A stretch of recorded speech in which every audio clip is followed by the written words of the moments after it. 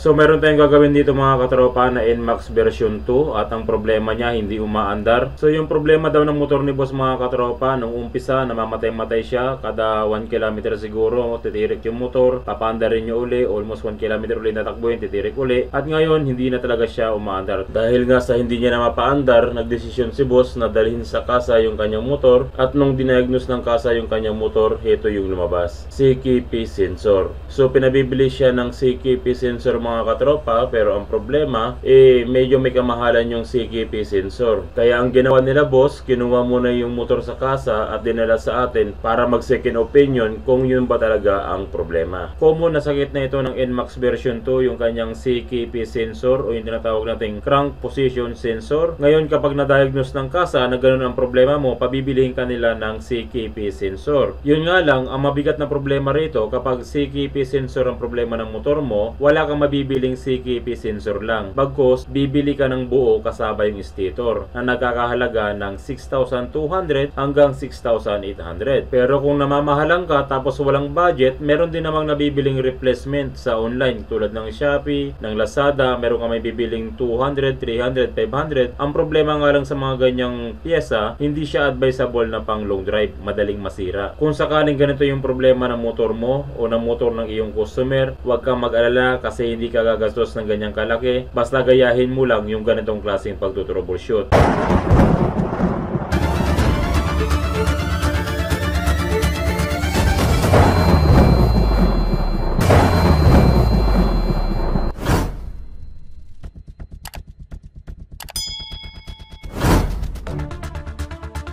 Mga katropa, kung gusto nyo magpagawa sa akin ng personal sa pagwawiring, pwede nyo akong sadyain sa aming shop dun sa Kibaol. Kung galing kayo sa bayan ng Lingayen, hanapin nyo lang yung CSI Lingayen, diretsuhin nyo lang yon hanggang makita nyo yung tulay ng bahay.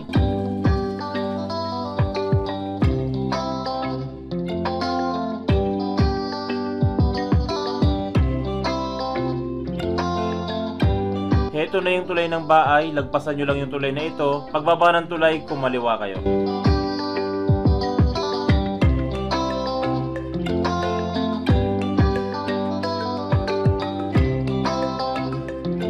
Pagkatapos natin kumaliwa, dumiretso lang tayo hanggang madaanan natin yung dalawang tulay.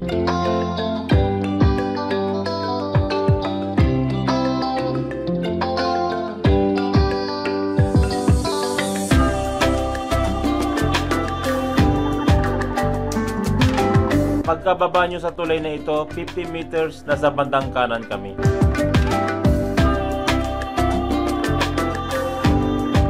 At heto na nga mga katropa yung ating munting shop. Maraming salamat mga katropa sa walang sawang pagsuporta at pagtitiwala sa amin sa inyong mga motor. Kadalasan sa mga customer na nakaka-experience na ganitong klaseng problema, kapag hindi umaandar yung motor nila, dinadala sa kasa at pinapadiagnose. Ngayon ang common na lumalabas sa computer ay ganito, crank position sensor o CKP sensor. Heto yung sensor na yon. Yung CKP sensor, nasa likod mismo yan ng stator. Pero meron pang isang problema bukod dito sa sensor na ito, meron pang isang problema kung bakit lumalabas sa computer o sa diagnose yung crank position. Ang isa pang problema ng NMAX version 2 ay yung socket ng stator. Tulad din ito ng mga Aerox na ang issue nila ay error 12, nasusunog yung socket ng stator. Pero ang pinagkaiba ng NMAX version 2, walang error 12 na nakalagay, kundi nakailaw lang yung check engine niya. So ngayon ang tanong, paano natin malalaman sa madaling paraan kung ano ba yung talagang may sira? So ganito lang yung madaling paraan na gagawin natin para malaman natin kung sino ba yung may sira, kung sira ba ang CKP sensor o sunog lang yung socket ng ating stator. So simpleng procedure lang yung gagawin natin mga katropa. Ang gagawin natin, isususi lang natin yung motor at dalawa yung aalamin natin para makita natin kung sino ba talaga ang may problema. So pagkatapos nating masusi yung motor, pipindutin natin yung push button. Titignan natin kung iikot ba yung magneto o hindi. So dalawa yung magiging possible na magiging problema niyan. Kapag pinindot natin yung push button at hindi umikot yung magneto, nangangahulugan lang yan na sunog yung socket ng stator. At sa maraming pagkakataon, 100% accurate sunog yung socket ng stator. Pangalawang possible na senaryo, halimbawa pinindot mo yung push button. Sa pagkakataong ito, umiikot naman yung magneto pero ayaw umandar. Ang ibig sabihin nun, okay yung socket sakit ng stator, hindi sunog, pero may problema yung CKP sensor. Bakit siya ikot ng ikot lang at ayaw umandar? Kasi kapag may sira yung CKP sensor, hindi siya nagpo-produce ng kuryente. Kaya ang nangyayari, ikot lang ng ikot yung magneto pero ayaw umandar ng motor kasi walang kuryente. Pero hindi naman sa lahat ng pagkakataon kapag pinush button natin at ikot lang ng ikot yung magneto, ibig sabihin yan, sira na yung CKP sensor. Hindi. Dapat bago tayo magpalit ng CKP sensor, titignan muna natin doon sa spark plug cap, tanggalin nyo yung cap nya at yung tension wire, itutok nyo ng kunti sa body ground at i-double check nyo kung mayroon ba talagang lumalabas na kuryente o wala. Kung sakaling may lumabas na kuryente, ang possible na problema nyan, i-check nyo yung fuel pump, yung linya ng fuel pump, baka may problema at hindi nagpo-produce ng gas kaya hindi umaandar yung motor at ikot lang ng ikot yung magneto. Pero kung wala namang kuryenteng lumalabas, hindi naman agad tayo basta-basta magpapalit ng CKP sensor kasi kung walang kuryente, i-double check pa rin natin yung mga sakit ng CKP sensor kasi minsan nagkakaroon ng loose, may putol, kaya walang kuryenteng lumalabas. Lalong-lalo na dun sa ignition coil, i-check natin yung dalawang wire doon kung walang putol papunta sa computer box. Kung sakaling walang putol, na-check na natin lahat ng wiring niya, goods naman, at doon tayo mag-decide na magpalit ng CKP sensor. So isusi natin yung motor ni boss at aalamin natin kung iikot ba yung magneto o hindi. So kung makikita nyo sa kanyang dashboard mga katropa, umiilaw yung kanyang check engine. Pero subukan natin i-push button, titignan natin kung iikot yung magneto.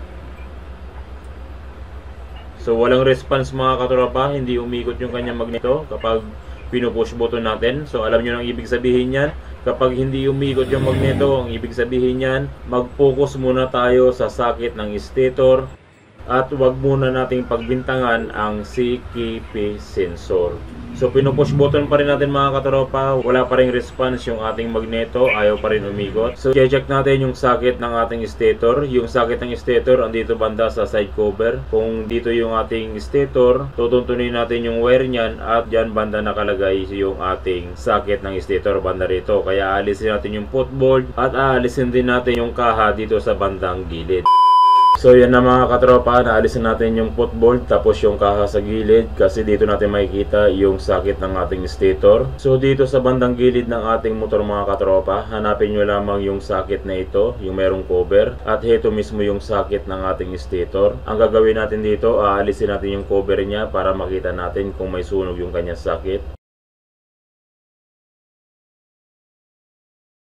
So heto na mismo yung sakit ng ating stator. So kung mapapansin nyo mga katropa, matino pa yung ating sakit at sa kanyang panlabas mukhang sariwa pa. Pero sa loob niyan kapag binuksan natin, mayroon tayong sunog na makikita. Pero bago ang lahat mga katropa, bago natin buksan o galawin yung sakit ng ating stator, ang pinaka-importante sa lahat ay dapat alamin muna natin yung bawat partner niya ng wire, kung sino ba yung kapartner niya. Hindi kasi pwedeng magkabali-baliktad yung bawat wire ng ating stator kasi kapag napagbaliktad mo ito, hindi rin gagana yung ating motor. So dito sa sakit ng ating stator, meron tayong makikitang red na mayroong lining na yellow. Yung red na mayroong lining na yellow, yung kanyang kapartner ay green wire. Dito naman sa gitna, meron tayong makikitang red na mayroong lining na blue. Yung kanyang kapartner ay white wire. At sa bandang dulo naman, meron tayong makikitang red na mayroong lining na white. Yung kanya namang partner ay solid na red wire. So yan yung mga wire ng ating stator mga katropa. At bawal nyo itong pagbalik-balik na rin dahil hindi aandar yung ating motor. Pagkatapos nating malaman yung bawat coding ng ating stator, i-unplug natin yung sakit ng ating stator. At dito kung mapapansin nyo mga katropa, mayroong sunog yung kanyang kabilang terminal. Ayan o. Kaya hindi umaandar o minsan namamatay-matay yung makina dahil kapag naglulus na yung sunog nito, naglulus connection na, magsha-shutdown yung makina ng ating motor. Kaya yan yung dahilan kung bakit lumalabas din yung ating CKP sensor o crank position sensor kapag dinadiagnose natin ito sa ating diagnostic tools. So sa ganitong problema, meron tayong dalawang option na dapat gawin. Una, pwede kayong bumili ng error 12 prevention sa online, sa Shopee or Lazada. Meron nabibili dyan na sakit na error 12 prevention at pwede nyong gamitin yon. Or pangalawa, pwede naman kayong hindi na gumamit ng sakit at isa-isa nating irerekta yung bawat wire tapos hihinangan natin. So nasa inyo na yun kung anong option ang inyong gagawin. Pero dito sa shop mga katropa, ang madalas kong ginagawa, hindi na ako gumagamit ng socket. Nirerekta ko na lang isa-isa tapos hinihinangan kasi minsan nakaka-encounter ako ng mga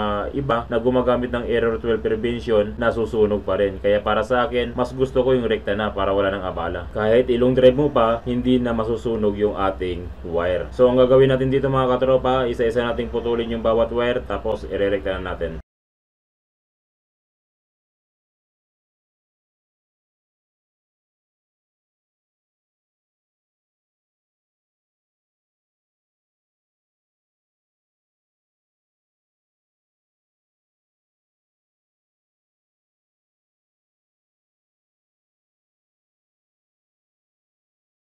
So ito na yung ginawa natin sa wire ng stator. Inalis na natin yung socket at hindi na tayo gumamit ng error 12 prevention. Ang ginawa na lang natin, isa-isa nating hininang yung bawat wire ng stator. Pero wag nating sabay-sabay na ititape yung bawat wire. Dapat individual nating ititape dahil umiinit yung mga wire niyan at syempre may iwasan nating magkaroon ng problema. So subukan na natin mga katropa na paandarin yung motor ni boss. Syempre pag susi natin, mayroon pa rin siyang check engine na nakalagay.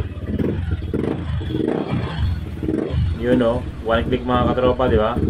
Umaandar na yung motor ni boss.